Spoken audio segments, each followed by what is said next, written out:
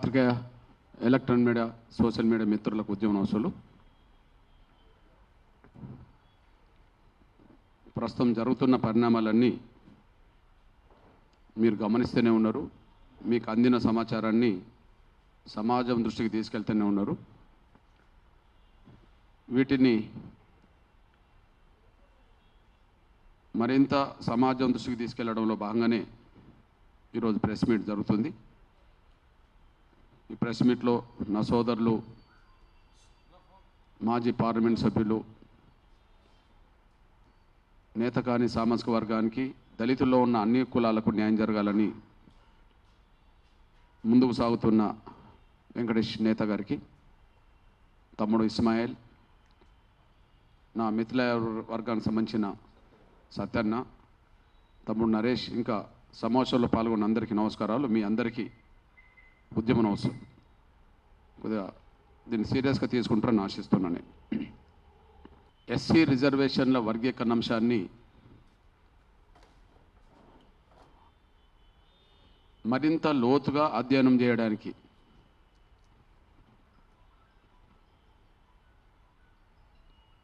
Commission గడువు మార్చి 10 వరకు పొడిగించినందున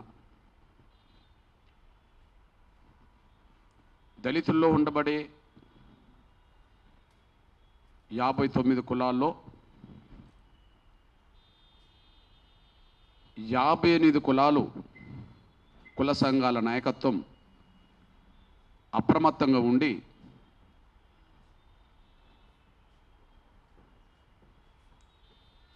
మీ వెనుకబాటు, జనాభా, మీకు న్యాయం జరగాల్సిన విషయాల మీద ప్రతి ఒక్క కులం లిఖితపూర్వకంగా తన అభిప్రాయాలని కమిషన్ ముందుకు తీసుకురావాలని నేను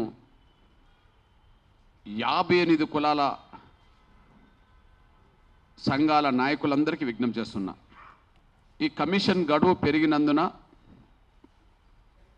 మార్చి 10 వరకు కూడా సమయం ఉన్నందున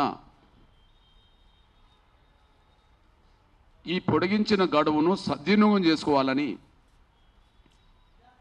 ఈ పొడిగించిన గడువును కమిషన్కు పొడిగించిన గడువును దళితుల్లో ఉండబడే ప్రతి కుల సంఘాల నాయకత్వం సద్వినియోగం చేసుకోవాలని చెప్పి నేను విజ్ఞప్తి చేస్తున్నాను. షెడ్యూల్ కులాల వర్గీకరణ అంశం మీద నియమించబడ్డ గౌరవ జస్టిస్ షమీం అఖ్తర్ గారి ఆధ్వర్యంలో ఇంతకుముందే సమర్పించిన నివేదికలో కొన్ని లోపాలు ఉన్నాయనే విషయం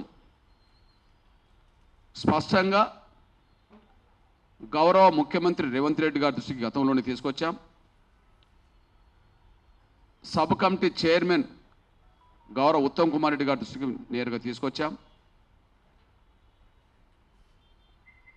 వాళ్ళ దృష్టికి కూడా బలంగా మేము తీసుకురావడం వల్ల మరొకసారి లోతుగా విచారణ చేయడం కోసమే, మరొకసారి లోతుగా అధ్యయనం చేయడం కోసమే రాష్ట్ర ప్రభుత్వం వాస్తవానికి షమీం అఖ్తర్ గారు ఫిబ్రవరి 2నే నివేదిక ఇవ్వడం జరిగింది. ఫిబ్రవరి 4వ తారీఖు నాడే ఆ నివేదిక మీద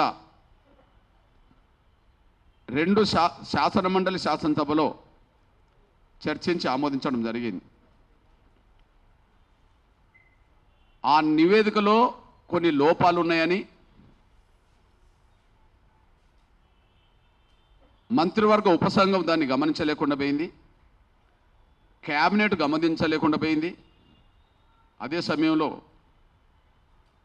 శాసనసభ శాసన మండలిలో జరిగిన చర్చలు కూడా ఆ నివేదికలో లోపాల మీద చర్చ జరగలేదు. ఒక మాటలు చెప్పాలంటే ఆగమేఘాల మీద ఏదో ఈ ప్రక్రియను పూర్తి చేయడానికి సిద్ధంగా కనిపించిందే కానీ ఆ లోపాలను సరిచేసే సమయం రాష్ట్ర ప్రభుత్వం తీసుకోలేదు. దానివల్ల రిజర్వేషన్ల పర్సెంటేజ్ కేటాయింపులోనూ ఏ సామాజిక వర్గాన్ని ఏ గ్రూప్లో పెట్టాలనే విషయంలోనూ, అదే సమయంలో గతంలో ఏబిసిడి వర్గీకరణ ఉంటే సి వరకే అంటే 3 గ్రూపులే చేసి 4వ గ్రూపును ఏర్పాటు చేయకుండా విస్మరించే విషయంలోనూ స్పష్టంగా లోపాలు జరిగినాయనే విషయం స్పష్టంగా ప్రభుత్వం దృష్టికి మేము తీసుకొచ్చాం. ఒక మాటలు చెప్పాలంటే గత నివేదిక లోపభూయిష్టంగా ఉంది. షమీం అఖ్తర్ గారికి రాష్ట్ర ప్రభుత్వం అప్పచెప్పిన బాధ్యతలో వర్గీకరణ అంశం మీద సూచన చేసే సమయంలో హేతుబద్ధత, శాస్త్రీయత అనే అంశాన్ని పరిగణలోకి తీసుకోమని చెప్పడం జరిగింది. హేతుబద్ధత, శాస్త్రీయత అనే అంశాన్ని పరిగణలోకి తీసుకోమని చెప్పడం జరిగింది. అయితే షమీం అఖ్తర్ గారి నివేదికలో ఆ హేతుబద్ధత, శాస్త్రీయతనే లోపించింది. దానివల్ల ప్రధానంగా 3 పొరపాట్లు జరిగినాయి. నంబర్ 1, రిజర్వేషన్ల కేటాయింపులో 3 గ్రూపులకు ఒక్కొక్క గ్రూపుకు ఒక విధానాన్ని వర్తింపజేశారు. ఒక్కొక్క గ్రూపుకు ఒక విధానాన్ని చేశారు. ఒకరికోమో వెనుకబాటునే చూశారు, జనాభా చూడలేదు. ఇంకొకరికి వెనుకబాటు జనం ఉన్నా కూడా ఆ 2 చూడలేదు. మూడవరికి వెనుకబాటు లేకపోయినా కేటాయించబడ్డ రిజర్వేషన్లకు సంబంధించిన విషయంలో పర్సెంటేజ్ లేకపోయినా వాళ్ళకు అధికంగా కేటాయించారు. ఈ విధంగా కేటాయించడం అనేది శాస్త్రీయత లోపించింది, హేతుబద్ధత లోపించింది, న్యాయం అనే ప్రక్రియ కూడా విఘాతం జరిగింది. మళ్ళీ చెప్తున్నా, హేతుబద్ధత అనేది గీట్రాయిగా, శాస్త్రీయత పద్ధతి అనేది గీట్రాయిగా వర్గీకరణ ప్రక్రియకు సూచన చేయమని చెప్పడం జరిగింది రాష్ట్ర ప్రభుత్వం. ఇప్పుడు రిజర్వేషన్ల వర్గీకరణ జరిగే సమయంలో ఈ 59 కులాల్లో జనాభా ఉండి వెనుకబాటన్న చూడాలి. జనాభా ఉన్నా కూడా ఆ నిష్పత్తి ప్రకారం అవకాశాలు పొందలేని వెనుకబాటు అదన్న చూడాలి. లేదా రిజర్వేషన్లు ఏర్పడ్డాయే జనాభా ప్రాతిపదిక కాబట్టి పంచడం కూడా జనాభా ప్రాతిపదికన జరగాలి. రిజర్వేషన్ ఏర్పడే జనాభా ప్రాతిపదిక మీద షెడ్యూల్ కులాల మొత్తం జనాభా కలిసినే 15% కాబట్టి ఈ 59 కులాల వర్గీకరణ జరిగేటప్పుడు ఒక్కొక్క గ్రూప్ ఏర్పాటు చేసేటప్పుడు ఆ గ్రూపులో వాళ్ళ పర్సెంటేజ్కి తగ్గట్టుగానే వర్గీకరణ జరగాలి. ఇక్కడ ఈ 2 లోపించినాయి. మొత్తానికి వెనుకబాటుతనం చూడలేదు, లేదా జనసంఖ్యను ఆధారంగా కూడా చేసుకోలేదు. దీనివల్ల అందరికీ న్యాయం జరగలేదనేసి రుజువు అయిపోయింది. రెండో పాయింట్, గతంలో ఏబిసిడి ఉంటే ఇప్పుడు గ్రూప్ 1, గ్రూప్ 2, గ్రూప్ 3 అంటే ఏబిసి వరకు వచ్చేసింది. అంతకుముందు డి ఉంటే ఇప్పుడు గ్రూప్ 4 రావాలి వీళ్ళ దాన్ని బట్టి. మరి గ్రూప్ 4 ఎందుకు రాలేదు? గ్రూప్ 4కు రావాల్సిన వాళ్ళు ఎవరు అనేది కూడా శాస్త్రీయంగా గ్రూప్ 4 రాకపోవడానికి శాస్త్రీయ బద్ధత గురించి కూడా ఆలోచించలేదు. దీనివల్ల గత కమిషన్ నివేదికలోనే లోపాలు ఉన్నాయనే విషయం, శాస్త్రీయత, న్యాయబద్ధత, హేతుబద్ధత లోపించిందనే విషయం ఆధారాలతో సహా ప్రభుత్వం ముందు పెట్టినాకనే కమిషన్ గడువు మరొకసారి పొడిగించారు. నిన్ననే గౌరవ షమీమ్ అఖ్తర్ గారికి మళ్ళీ మేము కలిసి లోతుగా అధ్యయనం చేయండి, ఇక్కడిక్కడ లోపాలు జరిగినాయి అని చెప్పి మేము కుండ బద్దలు కొట్టినట్టుగానే లోతుగా అధ్యయనం చేయాలని చెప్పి గత నివేదికలో ఏ లోపాలు ఉన్నాయో ఆ లోపాలను తన ముందే కుండ బద్దలు కొట్టినట్టుగానే మేము రాసిన వినతి పత్రంలో ఉండబడే ప్రతి అక్షరం, ప్రతి లైన్ చదివి వినిపించాం. అయితే ఇప్పుడు మార్చి 10 వరకు గడువున్న సమయంలో నేను దళితుల్లో ఉండబడే అన్ని కులాలకు విజ్ఞప్తి చేస్తున్నా. ముఖ్యంగా మాలలోమో సింగిల్ క్యాస్ట్గా వర్గీకరణ అడ్డుకునే ప్రయత్నం చేస్తుంటే అన్ని కులాలకు మేలు జరగాలని ఎంఆర్పిఎస్ యుద్ధం చేసుకుంటూ వచ్చేసింది. ఈ తెలుగు నేల మీద మాలలు మాత్రమే వర్గీకరణ అడ్డుతగుతూ వచ్చారు. మాదిగలు వర్గీకరణ కావాలని ఉద్యమానికి నాయకత్వం వేస్తూ వచ్చారు. 58 కులాల హక్కులను అడ్డుకోవడానికి ప్రయత్నం చేస్తున్నది మాలలు అవుతే, మాదిగలతో పాటు మిగతా 57 కులాలకు న్యాయం జరగాలని కోరుకుంటున్నది ఎంఆర్పిఎస్. ఈ నేపథ్యంలో విజ్ఞప్తి చేస్తుంది ఏంటంటే, ఒక మాదిగ బిడ్డగా నేను మిగిలిన 57 కులాల సంఘాలకు, సంఘాల నాయకులకు అప్పీల్ చేస్తున్నా. ఒక మాదిగ బిడ్డగా వర్గీకరణ లక్ష్యం కోసం పోరాటం చేస్తున్న ఒక మీ సోదరుడిగా 57 కులాల సంఘాలకు, సంఘాల నాయకులకు, ప్రజలకు విజ్ఞప్తి చేస్తున్నా. నేను ఈ వర్గీకరణ రేపు జరిగితే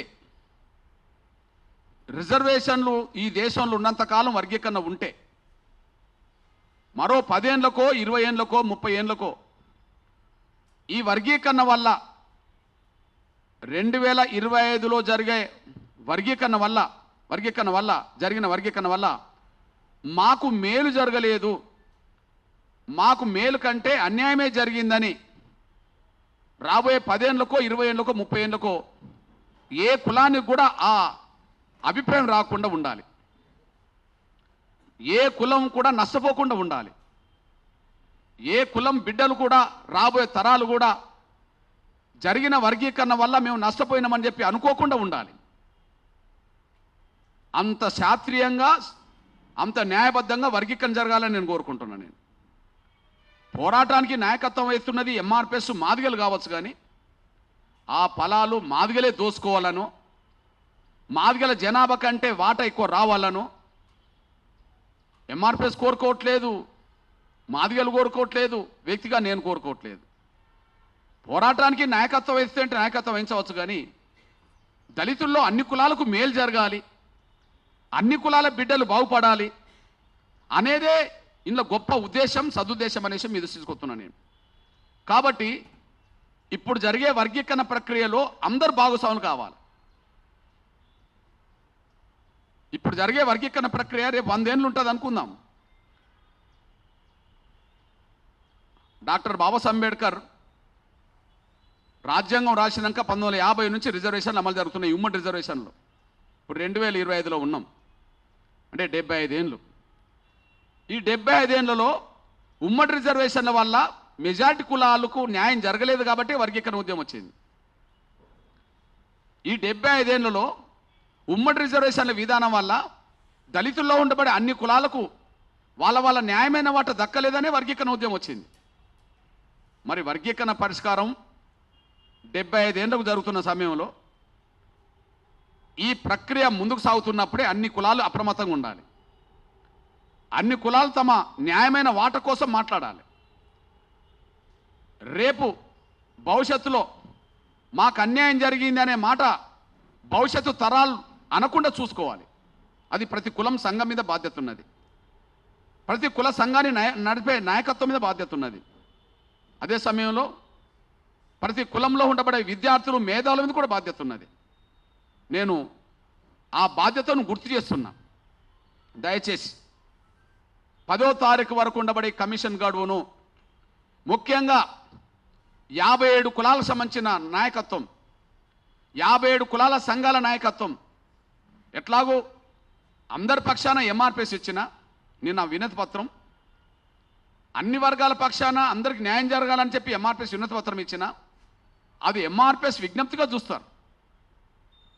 అది ఎంఆర్పిఎస్ విజ్ఞప్తిగా చూస్తారు. కానీ ఏ కులం వాళ్ళ వెనుకబాటేంది, ఏ కులం వాళ్ళ మనోభావాలేంటి, వాళ్ళ భవిష్యత్తుకు వర్గీకరణ ఏ విధంగా ఉపయోగపడాలనే విషయం ప్రతి కుల సంఘం, ప్రతి కుల సంఘ నాయకత్వం, ప్రజలు బాగా ఆలోచించుకొని కమిషన్ ముందుకు వెళ్ళాలి.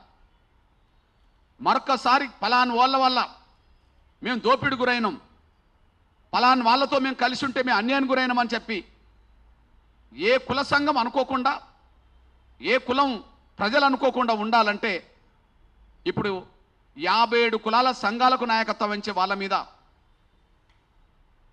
57 కులాల సంఘాలకు నాయకత్వం వహిస్తున్నామని చెప్పే వాళ్ళ ప్రతి ఒక్కరి మీద ఆ బాధ్యత ఉన్నదని మాత్రం నేను గుర్తు చేస్తున్నాను. నేను 2 ఉదాహరణలు తీసుకొస్తున్నాను. నేను కొన్ని సమస్యలు పరిష్కారం అయ్యేటప్పుడు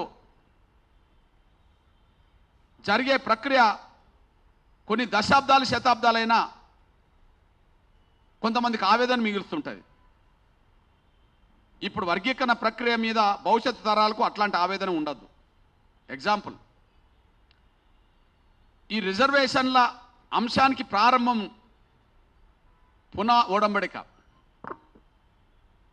డాక్టర్ బాబాసాహెబ్ అంబేద్కర్, గాంధీ గారి మధ్యలో జరిగిన, డాక్టర్ బిఆర్ అంబేద్కర్, గాంధీ గారి మధ్యలో జరిగిన పూనా ఒడంబడిక 1932లో సెప్టెంబర్ 24లో జరిగింది.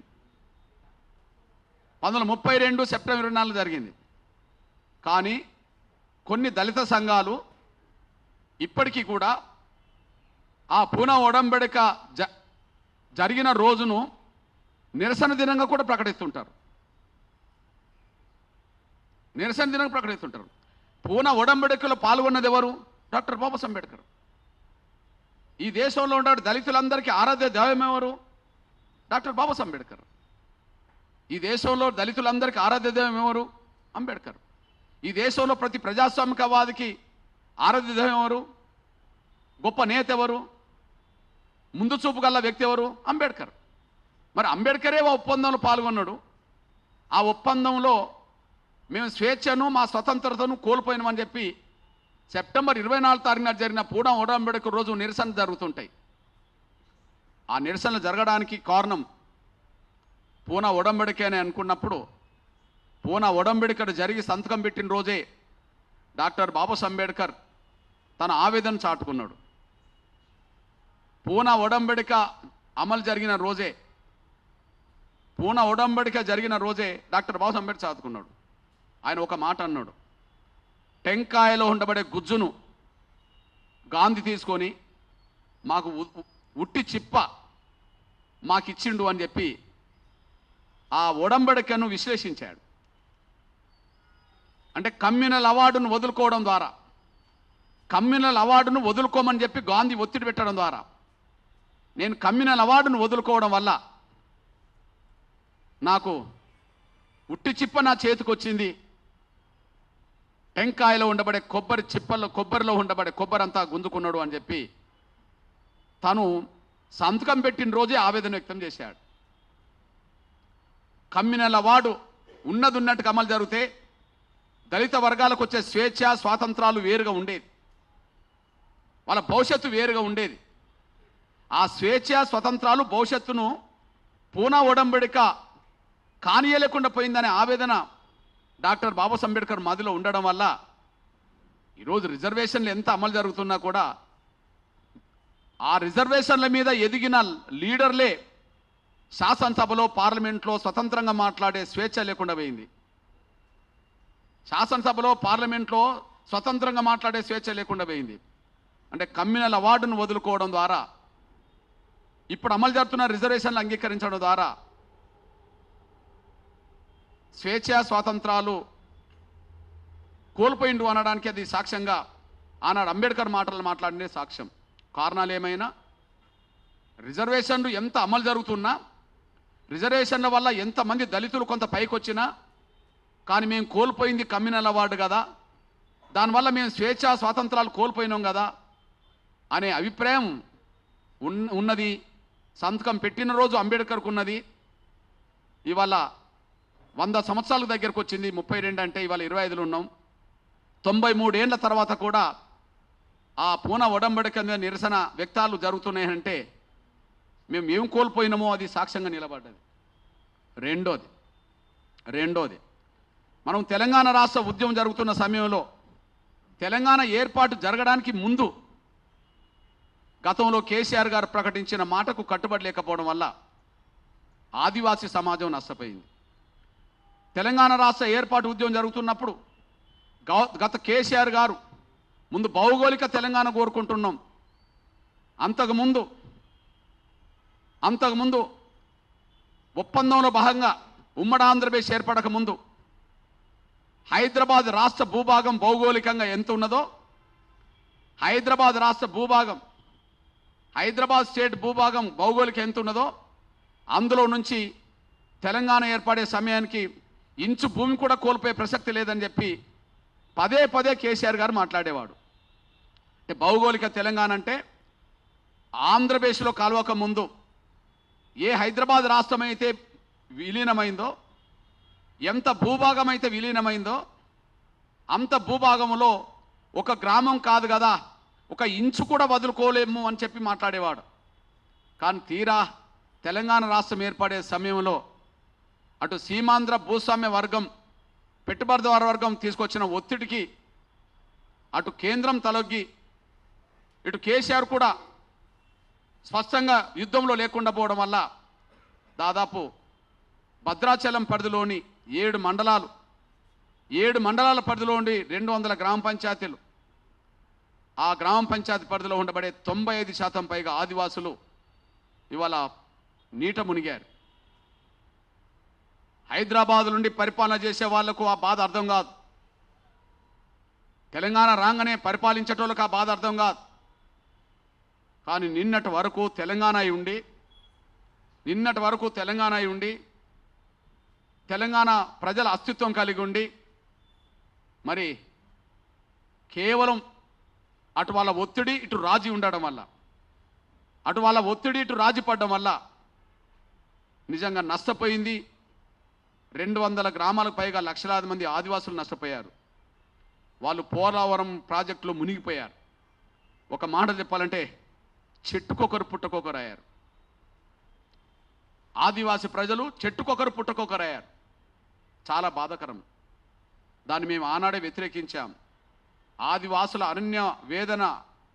ఆదివాసుల అరణ్య ఘోష అని చెప్పి నేను యాత్ర కూడా చేశాను ఆ రోజుల్లో. అంటే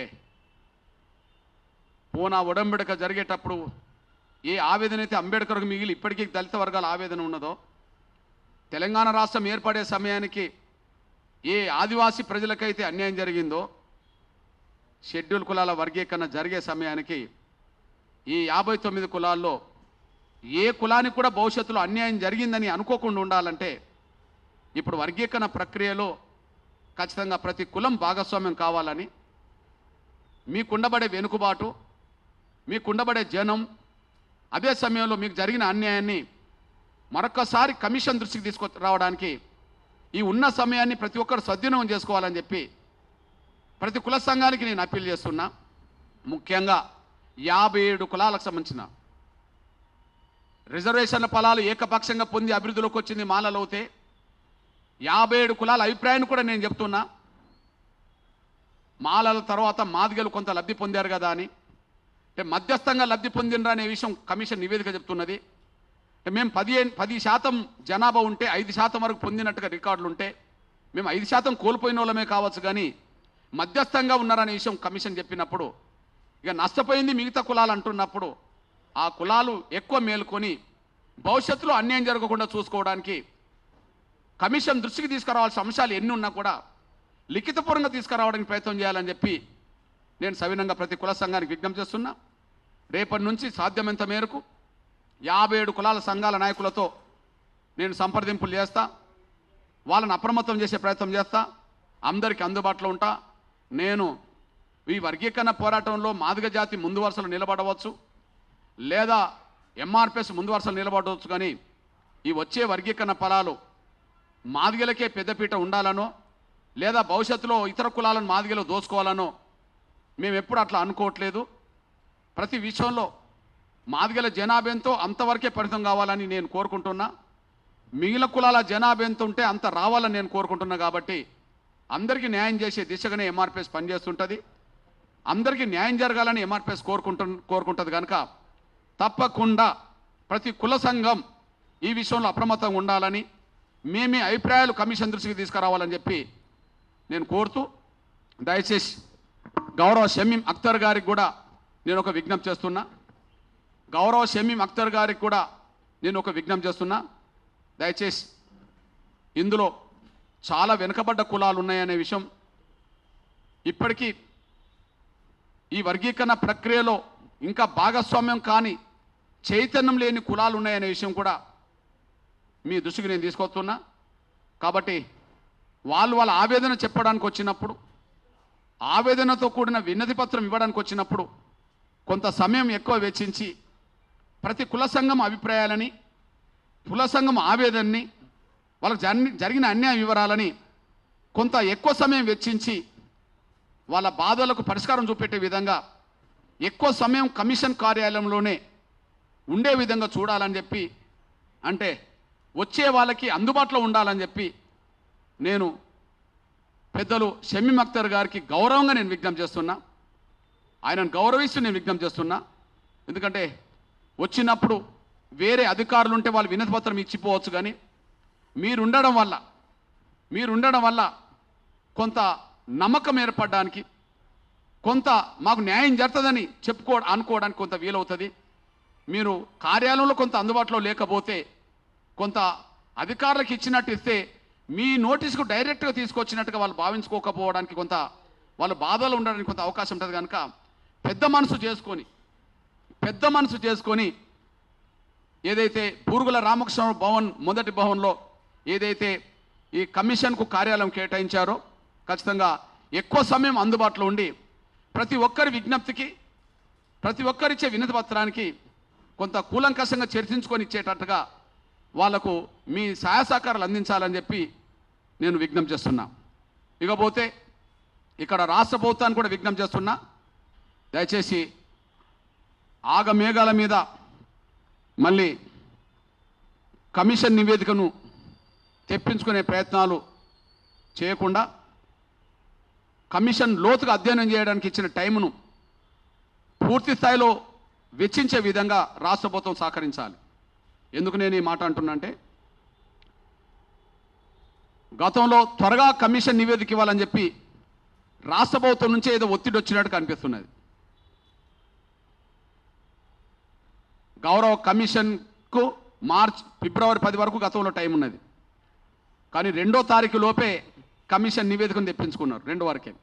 దానికి కారణం మేము 7వ తారీఖు నాడు 1,00,000 డప్పులు అనే కార్యక్రమం పెట్టడం వల్ల, 7వ తారీఖు నాడు అనేది 1,00,000 డప్పులతో కార్యక్రమం పెట్టడం వల్ల ఆ 1,00,000 డప్పుల కార్యక్రమాన్ని జరగకుండా చూడడం కోసమే ఒకవైపు పర్మిషన్ రద్దు చేస్తూనే మరొక వైపు కమిషన్ నివేదికను మీరు రప్పించుకున్నట్టు కనిపిస్తున్నది. కాబట్టి కమిషన్ లోతుగా అధ్యయనం చేయకముందు శాస్త్రీయత, హేతుబద్ధత అనే అంశం మీద దృష్టి పెట్టకముందే మీరు నివేదిక తెప్పించుకోవడం వల్ల, ఆ నివేదికను కూడా మీరు అధ్యయనం చేయకపోవడం వల్ల, మీరు లోపాలు పసిగట్టలేకపోవడం వల్ల మళ్ళీ కమిషన్ గడువు మళ్ళీ పొడిగించాల్సిన పరిస్థితి వచ్చేసింది. ఇప్పుడు మళ్ళీ అదే పద్ధతి పాటించొద్దని విజ్ఞప్తి చేస్తున్నాను. నేను ఇప్పుడు మార్చి 10 వరకు మీరు గడువు ఇచ్చారు.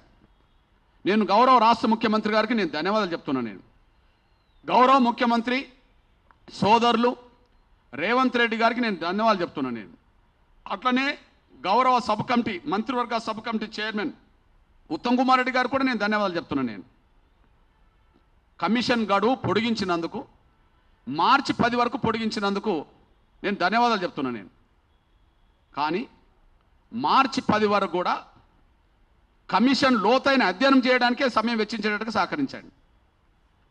మార్చి 9 నాటికి కూడా కమిషన్ గడువు మార్చి 9 రాత్రి వరకు కూడా కమిషన్ లోతుగా అధ్యయనం చేసి ప్రతి కుల సంఘం ఇచ్చే అంశాన్ని, వాళ్ళ వెనుకబాటుతనాన్ని, వాళ్ళ సామాజిక ఆర్థిక పరిస్థితులను కూడా అధ్యయనం చేయడానికి టైం ఇచ్చేటట్టు చూడండి. ఎందుకు నేను ఈ మాట అంటున్నానంటే, ఒకవైపు మీరు మార్చి 10 వరకు గడువిచ్చినట్టుగానేమో కనిపిస్తున్నది, కానీ మళ్ళీ మీరే మార్చి 1 నుంచి 5 వరకు ప్రత్యేక అసెంబ్లీ సమావేశాలు పెట్టబోతున్నారని పేపర్లు వస్తున్నాయి. మార్చి 10 వరకు గడువిచ్చినట్టుగా కనిపిస్తుంటుంది షమీమ్ అఖ్తర్ గారికి, కానీ మార్చి 1 నుంచి 5 వరకు ప్రత్యేక అసెంబ్లీ సమావేశాలు పెట్టబోతున్నారన్నట్టుగా అన్ని పత్రికలు రాస్తున్నాయి. నిన్న ఎలక్ట్రానిక్ మీడియా కూడా ప్రచారం చేసింది. అందులో 2 అంశాల మీద, ఎస్సీ వర్గీకరణ, బీసీ రిజర్వేషన్ల మీద తీసుకొస్తానంట. ఎస్సీ రిజర్వేషన్ వర్గీకరణ బిల్లు, బీసీ రిజర్వేషన్ల మీద తీసుకొస్తారంట. ఇప్పుడు ఎస్సీ వర్గీకరణ మీద లోతుగా అధ్యయనం చేయడానికే కదా రెండోసారి టైం ఇచ్చింది. మళ్ళీ ఇప్పుడు లోతుగా అధ్యయనం చేయడానికే కదా, గతంలో ఉన్న లోపాలు ఏదంటే సరి చేయడానికే కదా, అదే సమయంలో అన్ని కులాల మనోభావాలను మళ్ళీ గుర్తించడానికే కదా, వాళ్ళ వెనుకబాటును అధ్యయనం చేయడానికే కదా, వాళ్ళ జనాభాను అధ్యయనం చేయడానికే కదా. మళ్ళీ మార్చి 10 వరకు మీరు గడువు ఇచ్చి మార్చి 1వ తారీఖు లోపే మళ్ళీ కమిషన్ నివేదిక తీసుకున్నారనుకోండి, అంటే లోతుగా అధ్యయనం చేయడానికి ఇచ్చిన 10 రోజుల గడువు మీరు వాళ్ళకు మళ్ళీ ఇవ్వనట్టే కదా. దయచేసి గౌరవ రేవంత్ రెడ్డి గారికి నేను ధన్యవాదాలు చెప్తున్నా. మేము చేసిన విజ్ఞప్తి కావచ్చు, లేదా లోపాలు ఉన్నాయని చెప్పి మీ మనసులో ఉండవచ్చు. మేము చేసిన విజ్ఞప్తి వరకు కావచ్చు, లోతుగా కొన్ని అధ్యయనం చేయడానికి మీరు ఇచ్చిన గడువు కావచ్చు. ఏదేమైనా గడువు పెంచడాన్ని స్వాగతించాం, మిమ్మల్ని అభినందిస్తున్నాం. గడువు పెంచడాన్ని మేము స్వాగతించాం, మేము కోరుకున్నాం కాబట్టి మిమ్మల్ని అభినందిస్తున్నాం. కానీ ఆ గడువు సంపూర్ణంగా పూర్తి కాకముందే మళ్ళీ తొందరగా కమిషన్ నివేదిక ఇవ్వండి అని చెప్తే, ఇంకా చెప్పుకోవాల్సిన కుల సంఘాలు కొన్ని చెప్పుకోకపోతే, ఇంకా లోతుగా అధ్యయనం చేయకపోతే మళ్ళీ జరిగిన పొరపాట్లే మళ్ళీ పునరావృతం జరిగే అవకాశం ఉన్నది. జరిగిన పొరపాట్లే మళ్ళా పునరావృతం అయ్యే పరిస్థితి కనిపిస్తుంటుంది. అట్లా కాకుండా దయచేసి 10 వరకు గడువిచ్చారు కనుక మీరు 1వ తారీఖు నుంచి జరగబోయే అసెంబ్లీ సమావేశాలను మీరు 11 నుంచి పెట్టుకున్నా అభ్యంతరం లేదు. అదే సమయంలో మీరు బడ్జెట్ సమావేశాలు, ప్రత్యేక అసెంబ్లీ సమావేశాలు అన్నారు కాబట్టి నేను చెప్తున్నాను. నేను ప్రత్యేక అసెంబ్లీ సమావేశాలు అన్నారు, మీరు బడ్జెట్ సమావేశాలు యథావిధిగా పెట్టుకోవడం వేరు, ప్రత్యేక అసెంబ్లీ సమావేశాలు వేరు. ప్రత్యేక అసెంబ్లీ సమావేశాలు వర్గీకరణ మీదనే పెడుతున్నప్పుడు అది 1వ తారీఖు నుంచి పెట్టడం అంటే కమిషన్కి ఇచ్చిన గడువు 10వ తారీఖు నాటి వరకు ఉన్నది కదా. ఇక్కడ అర్థం చేసుకోవాల్సింది ఏంటంటే, నెల రోజులు అన్నారు, కమిషన్ గడువు నెల రోజులు అన్నారు. కానీ 11వ తారీఖు వరకే గతంలో కమిషన్ గడువు అయిపోయింది కదా. గతంలో 10వ తారీఖు వరకు 11 వరకు కమిషన్ గడువు అయిపోయింది కదా. మధ్యలో కమిషన్ కార్యాలయం ఖాళీ చేసినట్టుగా కూడా పేపర్లు వచ్చింది కదా. కమిషన్ కార్యాలయం ఖాళీ చేసినట్టుగా కూడా వచ్చింది కదా. మళ్ళీ పునరుద్ధరించబడ్డది 17 కదా, 17 కదా, మళ్ళీ 19కి మేము ఇచ్చొచ్చాం కదా. అంటే ఒక రకం చెప్పాలంటే జీవో వచ్చింది ఎప్పుడు? 17 తారీఖు. కమిషన్ గడువు పొడిగించినట్టుగా జీవో వచ్చింది ఎప్పుడు? 17. మీరు నెల రోజులు అంటే మళ్ళీ 17 వరకు అయితే ఉండాలి కదా. కనీసం 10వ తారీఖు అన్నారు, 10వ తారీఖు అన్నారు, 10వ తారీఖు వరకు అయితే కొనసాగాలి కదా. కాబట్టి గౌరవ ముఖ్యమంత్రి గారికి విజ్ఞప్తి చేస్తున్నాం, మిమ్మల్ని అభినందిస్తున్నాం, గౌరవిస్తున్నాం.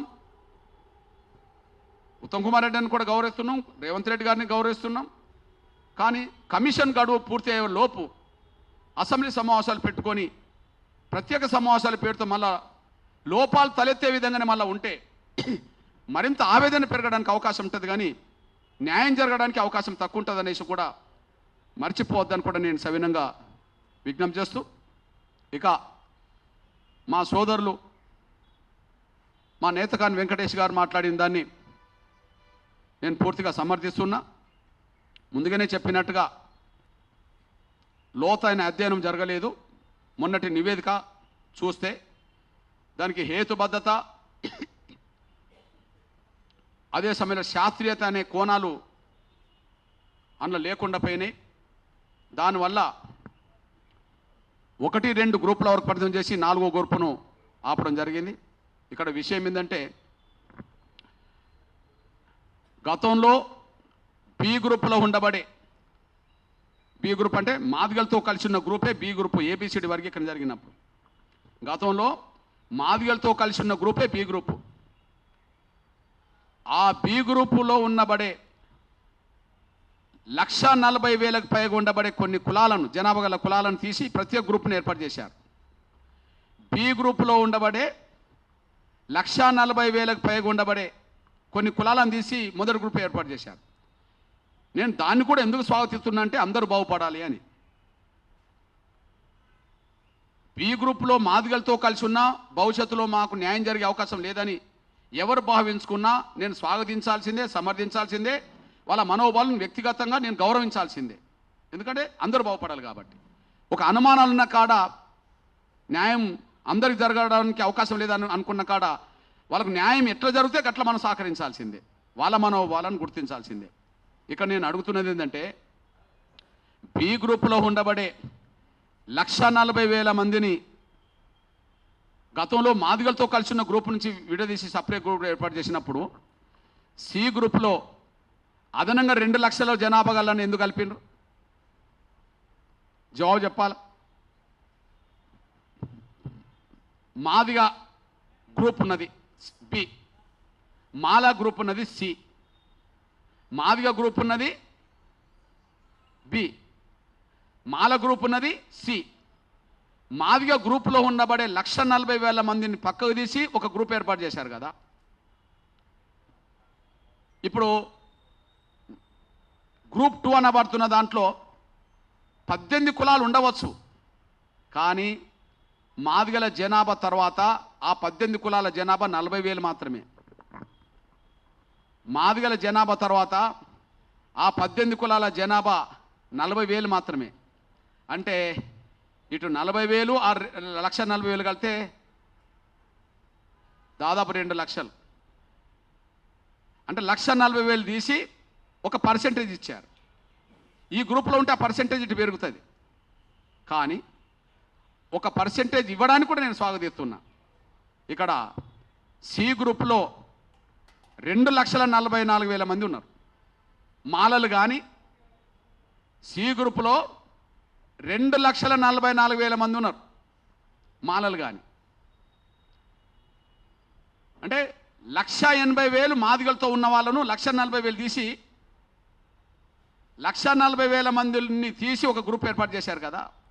మరి మాలలు కానీ ఇతర కులాల జనాభా 2,44,000 ఉన్నారు.